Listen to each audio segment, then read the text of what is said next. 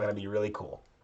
Okay, so to just kind of remind you where we left off here, we had these condition-specific solutions to the radial wave function, right? Dominant.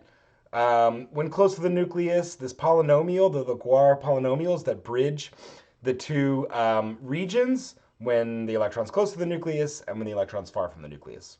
And also, what I think I didn't mention last time, but in these radial wave functions as well, we have to, of course, include a normalization constant.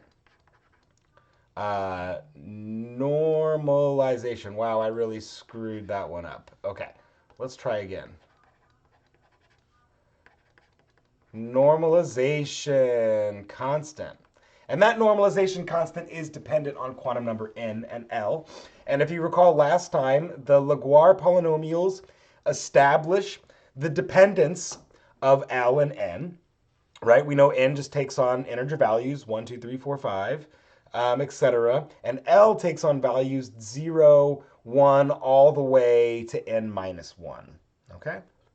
So recall, if n is equal to 1, then L can only be equal to 0.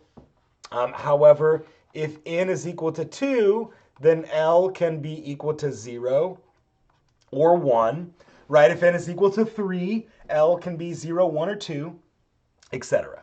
Okay? And so this function, this nomenclature we're going to see, R in L, my radial wave function, so it is normalized in the sense that r squared times r squared dr equals 1. So remember where this extra r squared comes from. It comes from d tau. And so we neglect the sine theta, d theta, d phi because our radial wave function is only dependent on r. Okay? So moving on, here are the radial wave functions for a given set of quantum numbers. Okay, so this is getting really cool. So if we look at this now, and so once again, there's a bunch of collection of constants, right? Rho is 2zr divided by na, where a is the Bohr radius, and right is a collection of all of these constants, okay? Which we know gives us 52.9 picometers. All right. So this is just kind of giving you the full nomenclature of the radial wave function again. And then also the energy solution to the radial wave function is given here. And we're going to explore that in more detail. But what's important to note is it's inversely proportional to n squared. Okay, so remember that. Inversely proportional to n squared. We're going to see that graphically. Okay, so now if we kind of just peruse and take a quick look at these radial wave functions, so we can see when n is equal to 1, L is equal to 0, we call that the 1s orbital, right? This is that radial wave function, okay?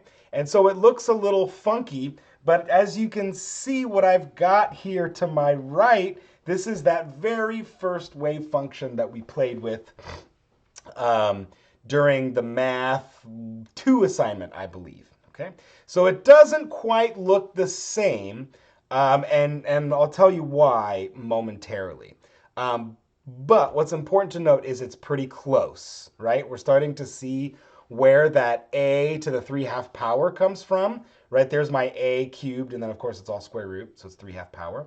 And then we've got e to the negative rho divided by 2, which is really just going to be e to the negative zr divided by a. And there it is, right, for 1, 0. Okay, very cool.